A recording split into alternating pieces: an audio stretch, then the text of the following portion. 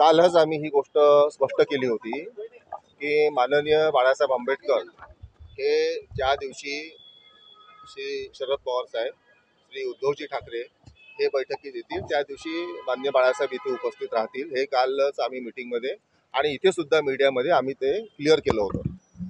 आज वंचित बहुजन आघाडीच्या वतीने आम्ही महाविकास आघाडीला आमचा प्रस्ताव दिलेला आहे।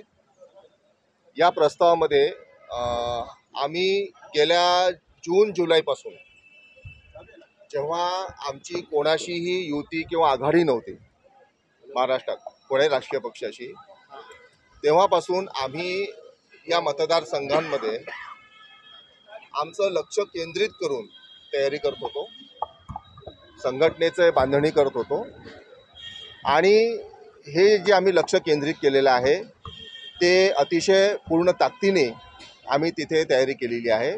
असे मतदारसंघ आम्ही तयार केले होते, परंतु आता जेव्हा महाविकास आघाडीने आम्हाला चर्चेला बोलवलेलं आहे त्या चर्चेदरम्यान जी यादी, जे मतदारसंघांची यादी आम्ही मागच्या जून जुलैमध्ये लक्ष केंद्रित करून तयार केली होती, ती यादी आम्ही त्यांना आज हँडओव्हर केलेली आहे।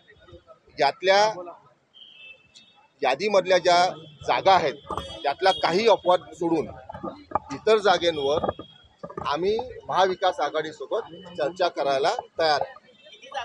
किती जागांचा तुम्ही प्रस्ताव दिला आहे किंवा पत्रामध्ये 27 जागा तुम्ही माझं निवेदन पूर्ण होऊन आहे।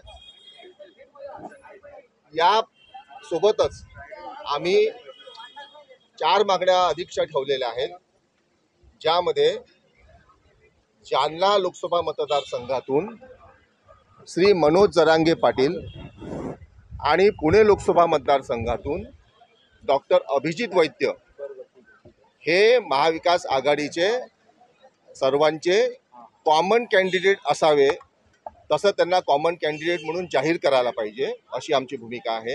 हा प्रस्ताव आम्ही त्यांना दिला। दुसरा प्रस्ताव आम्ही त्यांना दिलेला आहे की महाविकासच्या उमेदवारीमध्ये किमान 15 ओबीसीच्या उमेदवारांना आपण उमेदवारी दिली पाहिजे, ही सुद्धा आम्ही मागणी तिथे ठेवलेली आहे।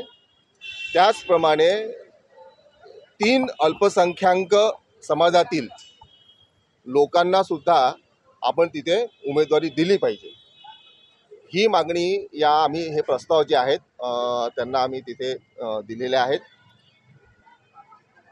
या पूर्ण मागणीचा प्रस्ताव आज त्यांना आम्ही रीतसर हँडओव्हर केलेला आहे आणि त्यांना आम्ही विनंती केली की हा जो आम्ही प्रस्ताव आपल्याला दिलेला आहे एकूण 27 जागेंचा प्रस्ताव वंचित बहुजन आघाडीच्या वतीने आम्ही महाविकास आघाडीला दिला।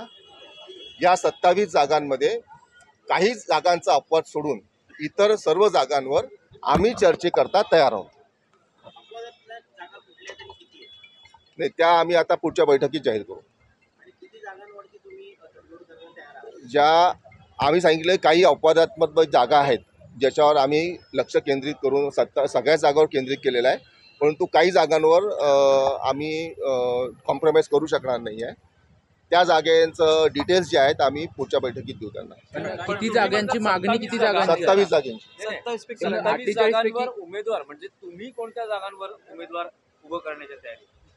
नाही, एक बघा, लक्षात घ्या की त्यांच्याकडून जो प्रस्ताव आलेला आहे त्या प्रस्तावामध्ये काही जागांवर तिन्ही पक्षांनी मागणी केलेली आहे। एखादी जागा आहे की जिला काँग्रेसने पण मागणी केलेली आहे, शिवसेना पण असं वाटते की त्यांनी ते लढलं पाहिजे, राष्ट्रवादीला पण वाटते ती लढली पाहिजे। आता त्यात आम्ही चौथं जर गेलो तर अजून तणाव निर्माण होईल, आम्हाला तो तणाव निर्माण करायचा नाही आहे।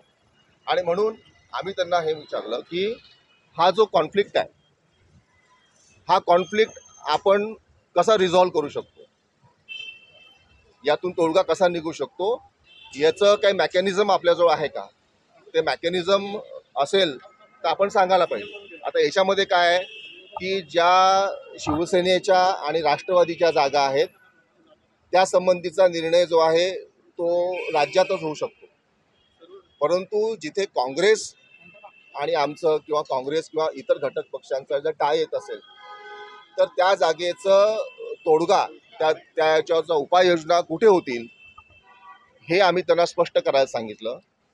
जर राज्यात होत असतील तर राज्यात त्यांनी तसं सांगायला पाहिजे की ह्या तोडगा जो आहे हा राज्यातच होईल, किंवा दिल्लीत जर होत असेल त्या तोडगा काँग्रेसच्या जागेच्या संदर्भामध्ये तर मग आम्ही दिल्लीमध्ये ज्यांच्याशी बोलायचं आहे त्यांनी जर सांगितलं आम्हाला की यांच्याशी बोलल्यानंतर हा जो तोडगा निघू शकतो तर आमची दिल्लीतल्या नेतृत्वाशी सुद्धा बोलण्याची तयारी आहे. राजकारणातील प्रत्येक अचूक बातमीचे सर्वात आधी अपडेट्स मिळवण्यासाठी सरकारनामाच्या सर्व सोशल मीडिया प्लॅटफॉर्मला लाईक, फॉलो आणि सबस्क्राईब करा. तसंच सर्व नोटिफिकेशनसाठी बेल आयकॉन प्रेस करायला विसरू नका.